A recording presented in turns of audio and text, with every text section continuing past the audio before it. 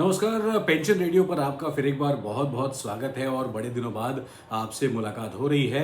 बीच में कुछ समय से हम कुछ वीडियोस अपलोड नहीं कर पाए थे, इसके लिए हम क्षमा चाहते हैं, लेकिन we are back again and today we have a very important update in terms of the secondary family pension, specially for the widowed, divorcee और अनमैरिड डॉटर। तो इस एपिसोड को पूरा देखिएगा और ऑफ कोर्स जैसे हम बार बार आपसे कहते हैं, आपका सपोर्ट हमें मिलता जा रहा है। प्लीज़ इस वीडियो को लाइक करें और हमारे चैनल को सब्सक्राइब भी करें ताकि हम ज़्यादा से ज़्यादा अच्छी जानकारी जो है पेंशन के मामले में आप तक लेकर आए। एक बहुत अच्छी बात यह भी है कि आपके बहुत सारे कमेंट्स आ रहे हैं। We are really very thankful to you. एक छोटी सी रिक्वेस्ट यहाँ पर मैं करना चाहूँगा कि जब भी आप कमेंट करें तो प्लीज़ आप कौन से शहर से हैं ये भी बताइएगा, ताकि we are able to kind of understand कि which part of the country you are connecting us from.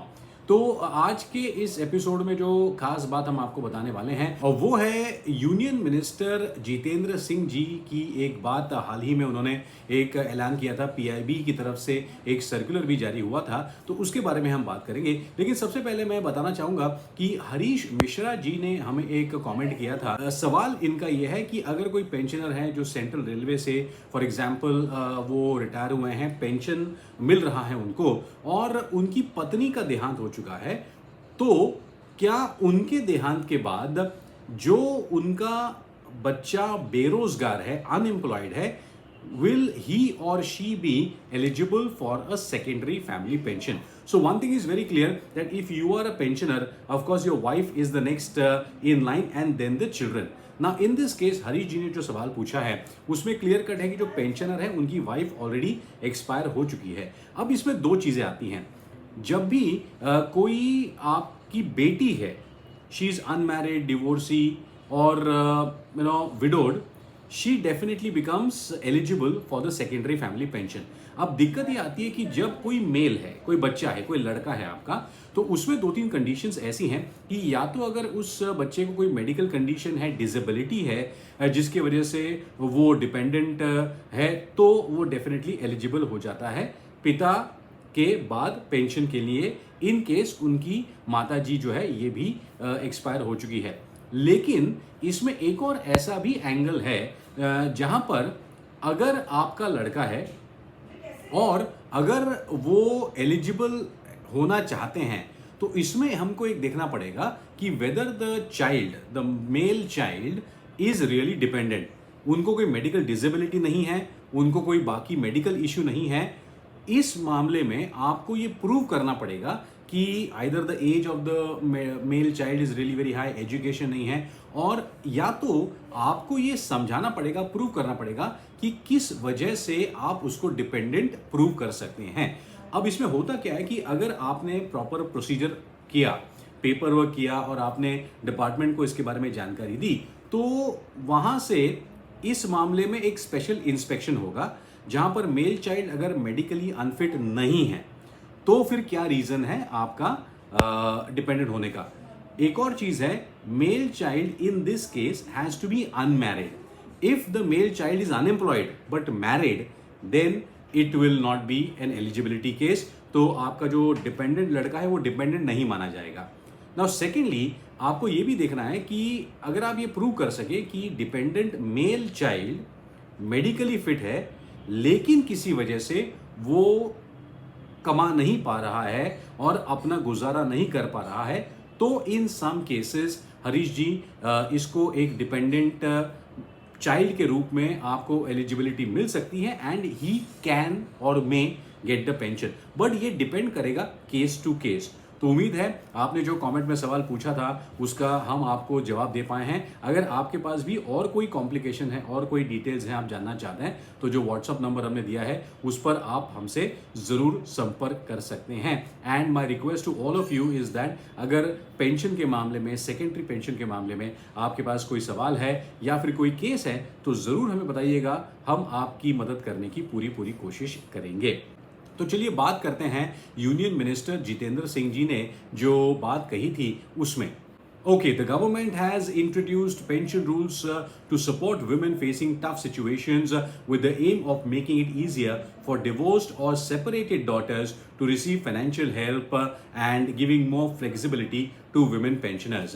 पहले क्या होता था कि कई बार ऐसा होता था कि एक लीगल बैटल चलता रहता था। अगर कोई महिला है, उनके माता पिता में से कोई भी एक पेंशनर थे, अब दोनों नहीं रहे, and now she wants to claim the family pension. तो इसमें अगर she is unmarried, if she is medically unfit और डिसेबल्ड, तो फिर भी बात चल जाती थी। बट कई बार ऐसा होता है कि जो डिवोर्स्ड महिलाएं हैं, उनको बड़ी दिक्कत हो जाती थी to get the family pension after their parents have expired. Now in this case what used to happen is that the court will ask for a divorce degree. अगर आपके पास है, उसके बाद ही आप एलिजिबल हो सकती है। लेकिन जो नए रूल्स इंप्लीमेंट किए जा रहे हैं गवर्नमेंट की तरफ से, जो नए इंस्ट्रक्शंस दिए जा रहे हैं, उसमें अब ये कहा गया है कि अगर आप महिला हैं, आपके माता पिता में से कोई भी एक या फिर दोनों पेंशनर्स हैं सेंट्रल गवर्नमेंट या फिर स्टेट गवर्नमेंट से, और उनके बाद अगर आपको क्लेम करना है और अगर आप एक डिवोर्स प्रोसीडिंग के थ्रू जा रही हैं, तो इसमें एक बात यह है कि अगर आपने अपनी डिवोर्स की केस जो है, ये माता पिता जब जीवित थे, अगर तब आपने किया है और वो केस पेंडिंग चल रहा है, इन that case after the death of the parents the pensioner you become eligible as a dependent child, a divorcee daughter, as far as family pension is concerned। और इस केस में आपसे वो डिवोर्स की proceedings complete करके degree नहीं मांगी जाएगी। बात समझिए इस बात को।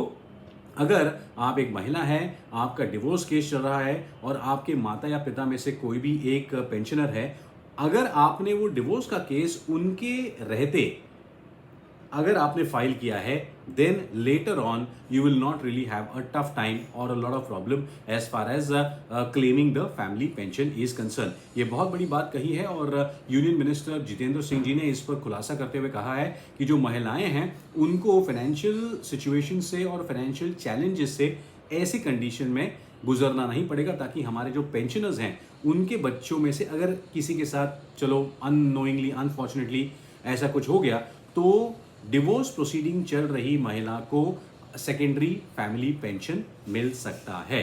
एक और इम्पॉर्टेंट यहाँ पर पॉइंट बताया गया है, जो हमारे कई सारे जो पेंशनर्स हैं या फिर फैमिली पेंशनर्स हैं, सेकेंडरी फैमिली पेंशनर्स, वो ध्यान रखें कि a woman receiving pension can now nominate, please remember this, a woman receiving pension can now nominate her children for the family pension instead of her husband. Please remember this. Normally क्या होता है कि अगर husband central government में है, वो pensioner बनते हैं, उनके बाद वाइफ आती है और फिर बच्चे आते हैं। अगर महिलाएं जो हमारी काम कर रही हैं और अननोइंगली अनफॉर्चुनेटली ऐसा आपके साथ कुछ हो जाए, तो आप अपने हस्बैंड को उस लीनिएज में न डालते हुए अपने बच्चों को डायरेक्टली फैमिली पेंशन के लिए नॉमिनेट कर सकती हैं।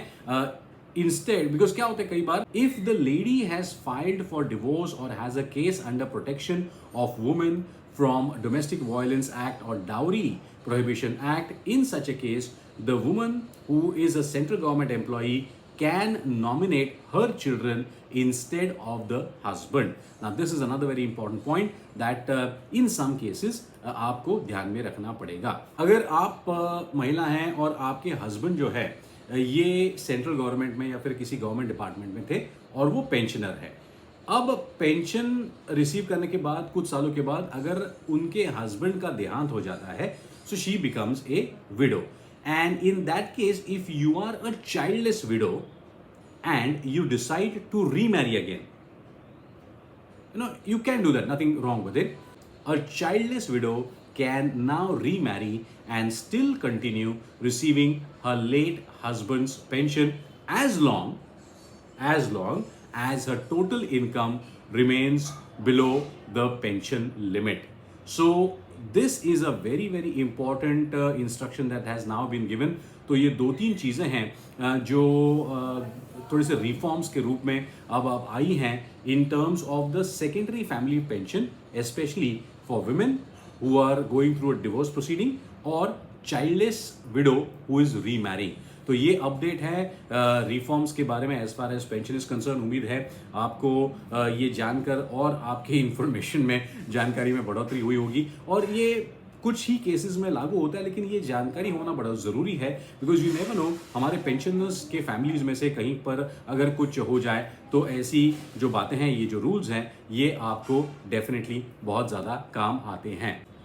तो आज के इस एपिसोड में हमने प्रयास किया है कि जो गवर्नमेंट की तरफ से पेंशनर्स के लिए रिफॉर्म्स आए हैं, specially for women who are going through divorce proceedings और childless widow remarrying, in cases में पेंशन यानी कि सेकेंडरी फैमिली पेंशन का क्या होगा, इसके बारे में हमने आपको थोड़ी सी जानकारी दी। आपके मन में अगर कोई और भी सवाल है, आपके पास पेंशन रिलेटेड और कोई सवाल हो, तो प्लीज़ हमें ज़रूर बताइएगा। हमारा व्हाट्सअप नंबर आपके सामने है। और एक और रिक्वेस्ट है, ज़्यादा से ज़्यादा इस वीडियो को हमारे सारे पेंशनर्स तक पहुंचाना ये आपकी जिम्मेदारी है। Please do try and share this everywhere. Like करें, सब्सक्राइब करें हमारे चैनल को, ताकि आने वाले एपिसोड्स में हम आपको और भी बढ़िया जानकारी प्रोवाइड करें। Thank you very much. अगले एपिसोड में फिर मुलाकात होगी। नमस्कार।